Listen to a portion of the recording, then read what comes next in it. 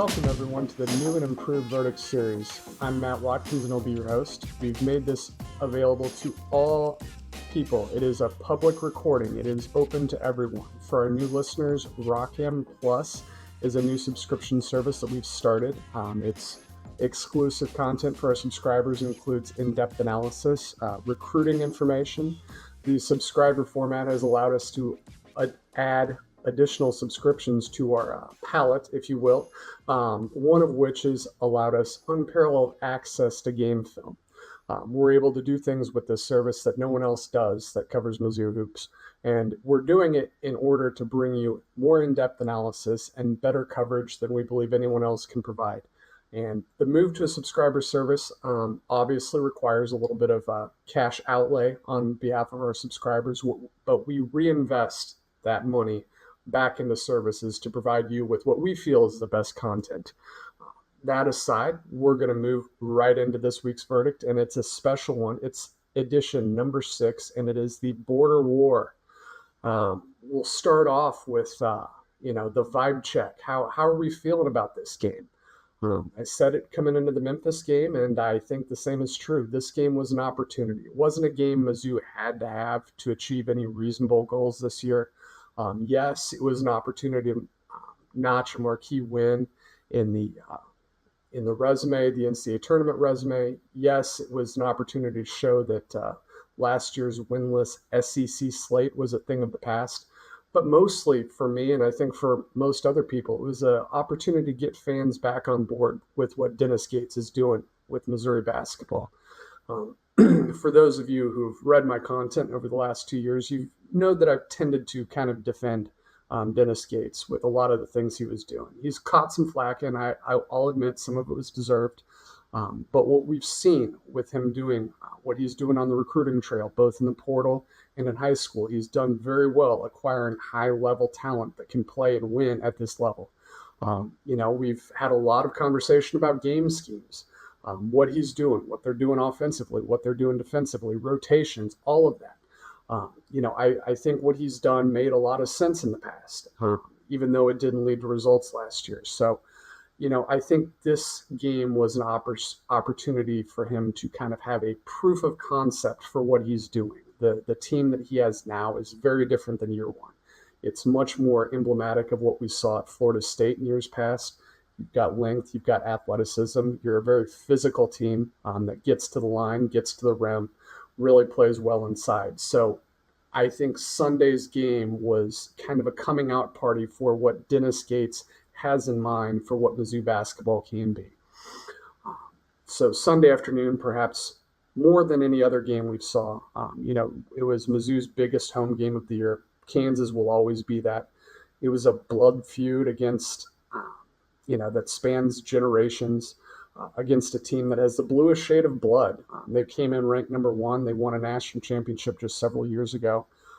It was in front of a raucous crowd that drew rave reviews from everyone I've talked to who was there. The crowd, the environment was top notch. It was high level college basketball. And I think within all of that, Mizzou kind of experienced a rebirth, so to speak.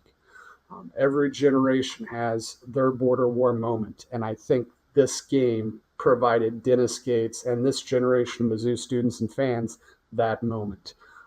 I would say the vibe check right now is sky high. Before we get into the film, I want to talk a little bit about some of the players and some of the aspects, the statistical aspects of the game that I found really interesting. We have to start off with Tamar Bates. Kid grew up half hour away from Allen Fieldhouse, Kansas native, went to Indiana, came back to Mizzou after his sophomore year, has strong family Mizzou ties. He showed out yesterday. He scored 29 points, grabbed 5 steals in 34 minutes. He was just a fantastic player yesterday, and he has been for much of his career. He was great last year, even when Mizzou was struggling. But much like it was a coming out party for Mizzou basketball, it was for Tamar Bates as well. He's been named SEC Player of the Week. Many national pundits have named him their National Player of the Week.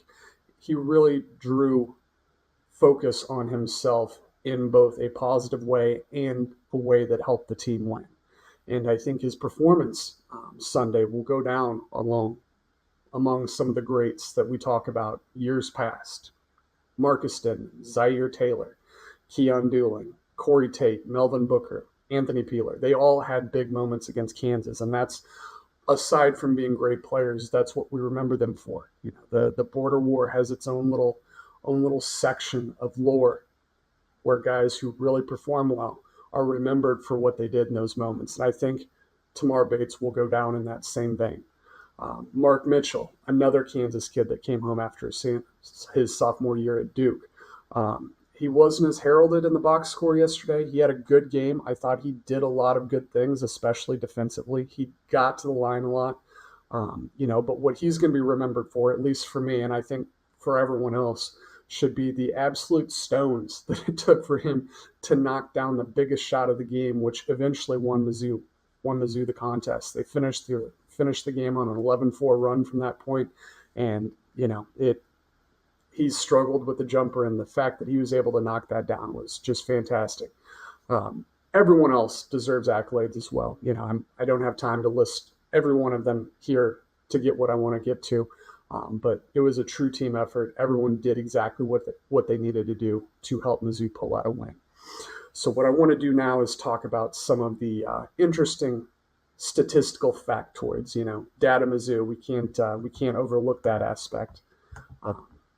So let's take a look at some of these things.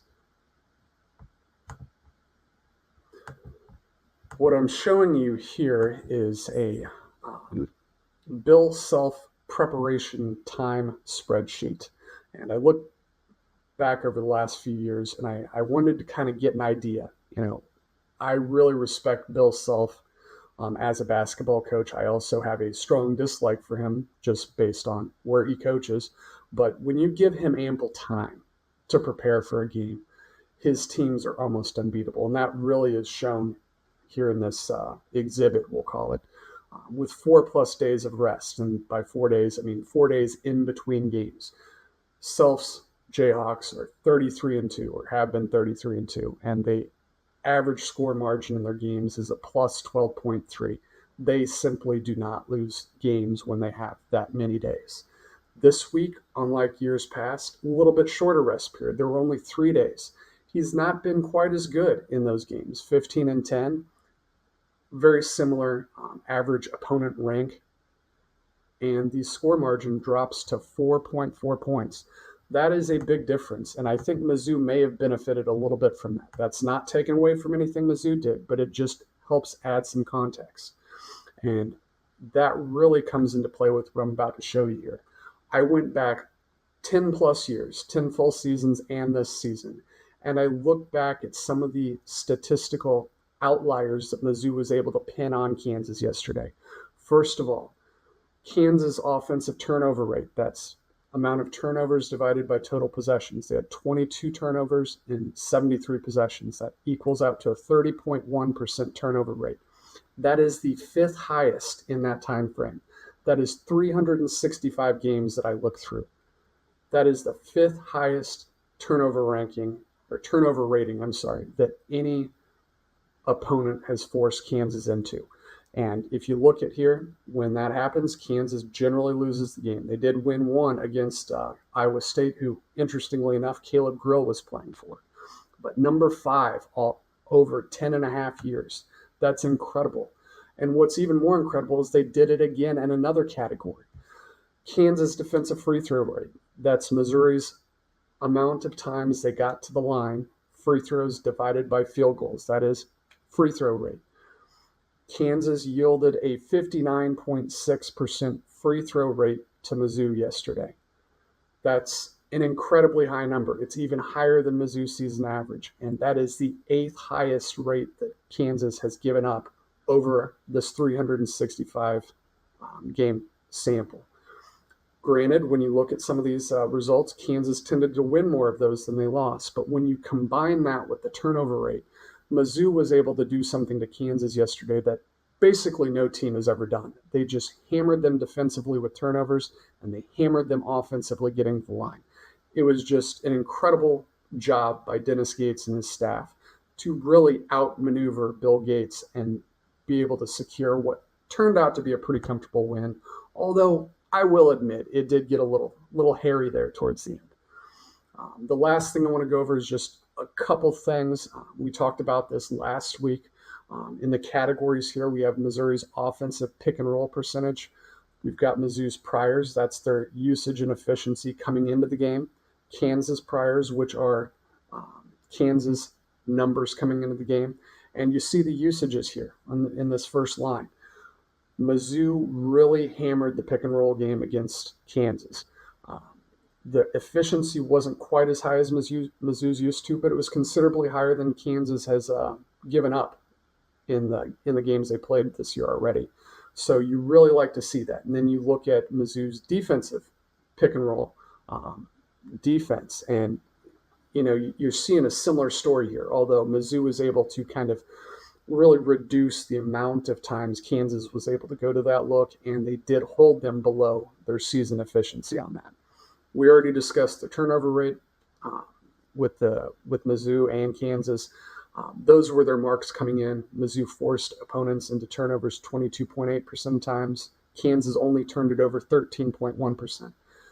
Mizzou more than doubled Kansas' turnover rate, which is, again, a crazy number. And then finally, Kansas rim offense. Their usage there was very similar to what Mizzou's given up and what Kansas has gained offensively. And what we're talking about with rim percentage is amount of shots coming at the rim. But when you look at the efficiency, Mizzou was really able to do a good job buttoning down the inside and not give Kansas easy baskets. And that was very well done, defensive job. So what we're going to move on now to is the film discussion, the film component of this. And what I want to talk about today is what they were able to do against Kansas defensively. It's very rare, yet Mizzou was able to pull it off. And when I look at it, and I look through some of this film, putting this together, I saw a lot of very similar plays that Kansas leans on when they need points, and Mizzou is able to shut them down and shut them down effectively. Bill plays his favorite hits, Bill Self, that is. He likes to go to these plays when they're struggling. He likes to go to these plays when they're successful. And Mizzou was able to get inside the game and stay a step ahead of what he was doing and be able to shut all this down. And it was incredible stuff.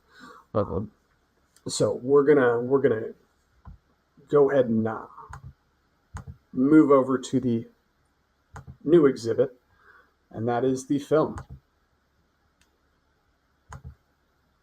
There were three key points that I really believe that were important in this game. First of all, defensive intensity. Mizzou wanted to disrupt what Kansas was doing. And that's kind of point two, is that their disruptiveness was going to take Kansas out of the game. So when you look at the intensity, the hustle, the physicality, they wanted to take Kansas out of what they were typically doing. Finally, they really wanted to impose their physical will from the get-go, and that you really saw Mizzou be able to do that time and time and time again. But I want to play this first clip here of a sequence of clips that's going to prove these few points that really shows how much Mizzou really wanted to address the physicality concern. And Mizzou so far has really relied on Anthony Robinson to kind of be their tone setter. And once again, he delivered early in the game. In a game that they were looking to impose their will physically, he led the charge. And this is what I consider a little bit of a feel-me moment. Anthony Robinson, kind of Mizzou's tone setter. DeJuan Harris, Kansas tone setter from Columbia, Missouri. Here's a clip early in the game where we really see that take place.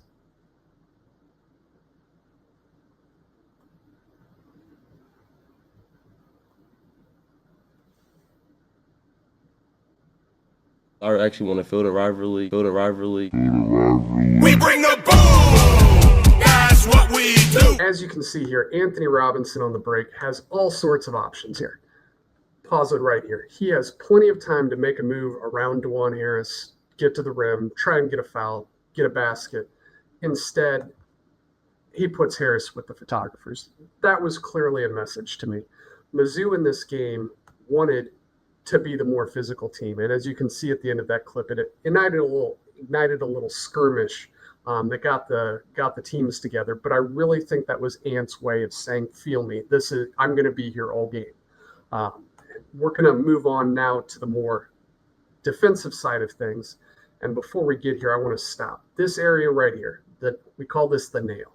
Mizzou owned this area between the free throw arc and the logo. Anytime one of Kansas' big men got inside that area, Mizzou owned it. And here's a perfect example of that. Again, early in the game, Mizzou's going to go through a little bit of switching on defense. Their flow was really good. Solid handoffs between defensive players. And we're going to see Dickinson come up here to the nail. I want you to watch Anthony Robinson. He's just waiting for him to put the ball on the floor.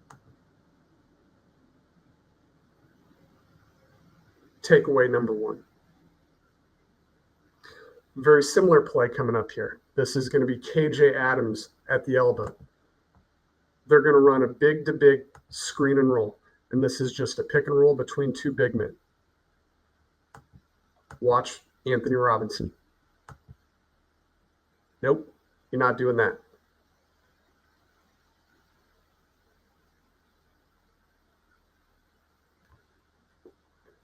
This time we're going to see a slot pick and roll. Set up here. You're going to see Adams do a short roll. Sorry, I went a little too far. KJ Adams is known for doing what's called short rolls. Instead of rolling all the way to the basket, he's going to roll here. And that will give him the ability to put the ball on the floor and get to the rim. Watch Tony Perkins. Same spot, not allowing their big men to dribble out of the high post. They do not get the takeaway here immediately, but I want you to watch the recovery. Right here. This is a patented Bill Self play. Two big men on the floor. It's going to be a big-to-big, high and low. Mizzou's already prepared. Josh Gray is prepared. Anthony Robinson is fronting KJ Adams, and Tony Perkins is going to come over to help. Kansas was getting nothing early out of these looks. And this is what Bill Self wants to do. He wants to get his big men involved. Again, we're in the circle here. This time Aiden Shaw is playing defense. And at this point, Kansas was all out of sorts. They were really struggling with getting anything going, and this didn't help.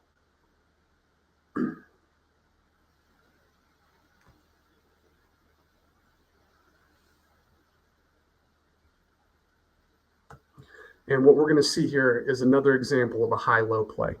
This is where Kansas is looking to get a high seal on one of Mizzou's defensive players. And we're going to run it through, and I'll show you exactly what I mean.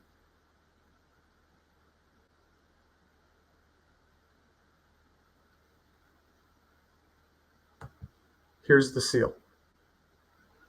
Right in the paint. He's going to try and seal Trent Pierce high side. And what Mizzou was really able to do early on in this game, and this is a perfect example of it, is we've talked so much about the Florida State model. And what the Florida State model is really is disruptiveness on the defensive end in the half court. And what that requires is athleticism, it requires length, and it just requires size. And Mizzou, up until this point, really hasn't had it. But when they are able to roll these lineups like we're seeing in these first few pieces of film here, that's when they can really be disruptive. So in this next clip, I want you to watch Peyton Marshall and Hunter Dickinson. We talked a little bit earlier about Anthony Robinson with his feel me moment. This is Peyton Marshall's. Watch the two of them here.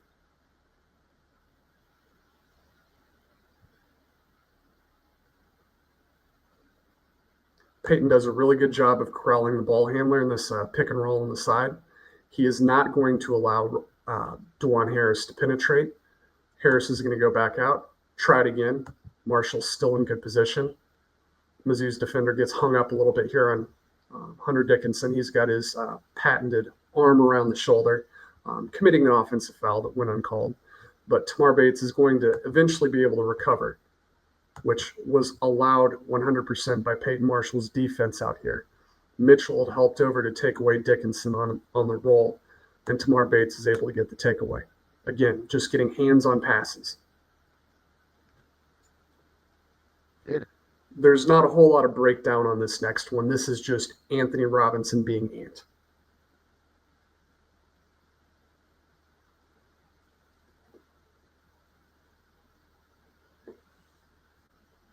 We talked about getting hands on passes. Again, nothing special here from a schematic standpoint, just great pass denial. The ball was called off of Kansas. I'm not sure if it actually was, but Mizzou again got a turnover. And this is all first half footage. This is how much Kansas was out of sorts. We look at the score. It's 30-17 at this point. Mizzou is just taking Kansas out of what they're doing.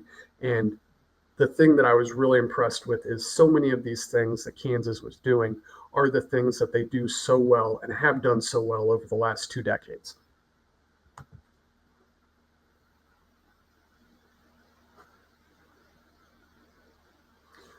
And we talked about the Florida State model. Here's a great example. Everyone has to get back.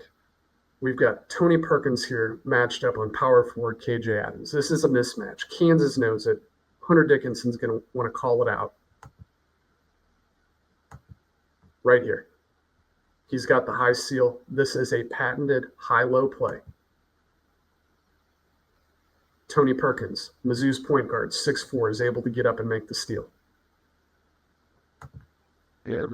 Here's one of my favorite clips, and the reason why it's one of my favorites is because this is one of KU's patented plays. They're not the only ones that run it, but they run it at least once a game from what I can remember.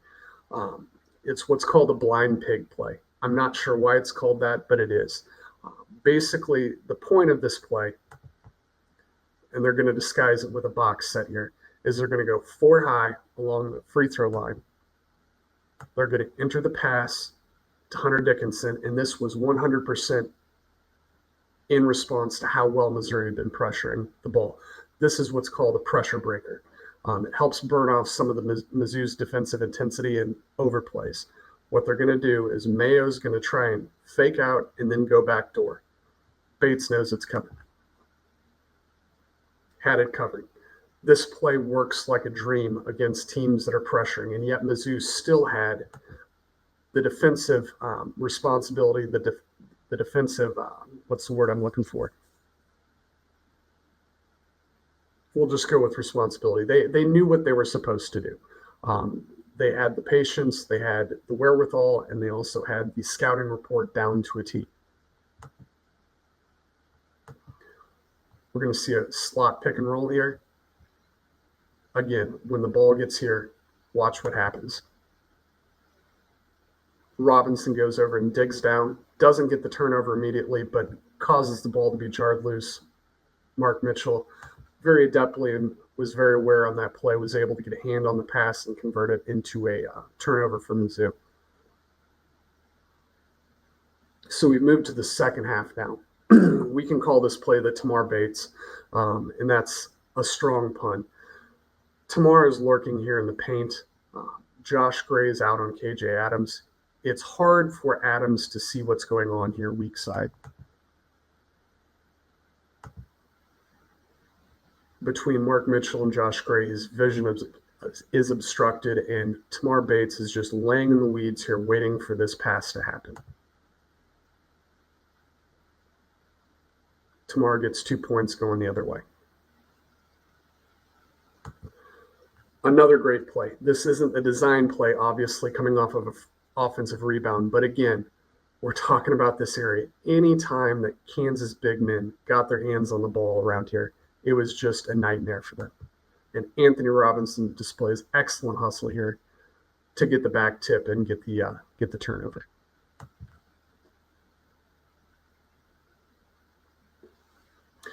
We're going to see this play morph into a slot pick and roll. And what I want you to watch is what's happening off the ball down here in the paint.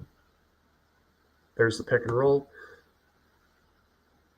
Dickinson is sealing Mark Mitchell here, and he's eventually going to try and seal Josh Gray. Fortunately for Mizzou, Gray is in great defensive coverage here, and when it goes a little bit further, Dickinson has to switch off, and that allows Mark Mitchell to come in and, again, do what Florida State does, get hands on balls, whether it's on the passes or on the shots. He was able to do that here. And I want to point out Peyton Marshall. He didn't play a lot in the last game, but when he did, he played well. And this is him hustling back in transition to get the block shot. And you notice both Tio Barrett and Peyton Marshall on the floor together. And this is in the second half of a rivalry game with about 12 minutes to go. The fact that they were able to give Mizzou good minutes, especially defensively, I thought was a huge part of Mizzou's game. Mizzou starters were top 5 players for sure, played 30 minutes or more in the game. The ability to give them rest here, I really believe, helped Mizzou down the stretch. And the final defensive play I want to show you here is just how good Mark Mitchell is. We've talked about his defense a lot, but this is a play, perhaps more than any other, that really shows it. Kansas guard is going to come up the floor. They're going to set a back screen on Tony Perkins, and Mark Mitchell is tasked with guarding Kansas ball handler with a full head of steam and an open lane. Look at how well he does. Not only does he corral him, he gets his hand on the shot. Just an incredible job by him. And now we've moved to what we'll call the play of the game. And this is what I was talking about earlier with Mark Mitchell and the big shot. This play, to me, is where the game ended. We're going to roll it forward a little bit here, and I'm going to talk a little bit about what Mizzou's doing. Sorry. So we've got a high pick and roll here. Mizzou had done really well using this play against Cal. Kansas adapted to it throughout the game, and they wanted to get the ball out of Anthony Robinson's hands. Mizzou knew that, and I want you to watch what they did. There's a little tweak here. So the way that they were going to get the ball out of Anthony Robinson's hands is they were going to trap him off the screen. Hunter Dickinson hard hedged out and waited for his Anthony Robinson's defender to recover, and they were going to get a trap here. Mizzou smartly brought Tamar Bates up here, knowing that they were going to do that. And what was great about this is you now have a 1, 2, 3, 4 on 3. Mizzou created an advantage here by using Kansas' aggressiveness against them. And when we get to this point, I am certain, I am virtually certain, I should say, that the play design here was for Tamar Bates. And what you're looking at here is Josh Gray getting a seal on KJ Adams.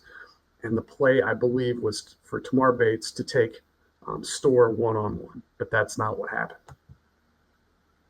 We see the pass out again, 2 minutes left, 65-63, 16 seconds left on the shot clock. Mizzou had scored 9 points in the last 20 possessions. This was a huge momentum play.